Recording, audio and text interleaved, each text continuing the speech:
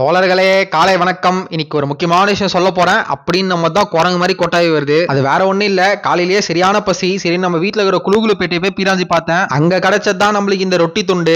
சரின்னு அதை எத்துன்னு வந்து சைஸா ஒரு பொசிஷன்ல உட்காந்து நைஸா நவுத்திட்டேன். இன்னைக்கு நம்ம ஒரு தரமான ஃபுட் ஸ்பாட்டுக்கு தான் டூர் போறோம். அதனால அப்படியே நம்ம மூஞ்சிக்கு பட்டி டிங்கரிங் வேலைலாம் பார்த்துட்டு வெளியில வந்து மேகத்தை பார்த்தா எவனோ நம்ம மூஞ்சில மூச்சா போயிட்டு இருக்கான். அது வேற ஒண்ணும் இல்ல, நம்ம கௌசி கிளைமேட் தான். அப்பப்ப நம்ம கூட வந்து பிரச்சனை பண்றோம். சரின்னு வண்டி எத்துன்னு போற வழியில பார்த்தா மேகம் ஒன்னா சேர்ந்து மஞ்சள் நீராட்டு விழா பண்ணியிருந்தாங்க. அப்பதான் நம்ம ஒரு முக்கியமான விஷயம் சொல்றேன்னு சொன்னே, அது ஞாபகம் வந்துச்சு. அது வேற ஒண்ணு இல்ல, இன்னையோட நம்ம ஃபுட் டூர் சீரீஸ்க்கு சமாதி கட்டுறோம். ஏன்னா இதுக்கு மேல நம்ம ஜோபியில பைசா லேது. அதனால இதுக்கப்புறம் நம்ம தாய் வீடான டெய்லி ரொட்டீனே போட்டு காலத்தை ஓட்டிலான்னு யோசிச்சுனே இருந்தேன். கரெக்டா கௌசிக்கு வந்துட்டான். அங்கதான் நீங்க என் திறமையை பாராட்டணும். இப்படியாப்பட்ட மூளை எத்தனை பேர் நான் முட்டின இடம் தான் கிறிஸ்பி டிலைட். போய் பார்த்த உடனே அண்ணனோட ஹேண்ட் கவரை பார்த்து ஒரு ஹேட்ஸ் ஆஃப் குத்துட்டேன். சரின்னு நம்ம முதல்ல ஆர்டர் கொடுத்தது தான் இந்த ஜம்போ சிக்கன் பர்கர். பேருக்கு ஏத்த மாதிரி ஜம்போ சைஸ்ல தான் இருந்துச்சு. அடுத்ததாக வறுத்த கோழி சிறகு, அதுக்கடுத்து 2 சிக்கன் உருளை. சரி சிக்கன் உருளைல இருந்து ஆரம்பிப்போம்னு சொல்லிட்டு அதை ஒரு கடி கடிச்சிட்டு அப்படியே கோழி வறுத்து சிறகுக்கு தாவிட்டு, சரி இவ்வளவு பெருசு இருக்கே இதை எப்படா சாப்பிட போறேன்னு கேட்டீங்கன்னா கவலை வேண்டாம். இதை பார்த்தா டைனோசருக்கே தர்ம சங்கடம் ஆயிடும். அந்த அளவுக்கு வேட்டையாடிட்டு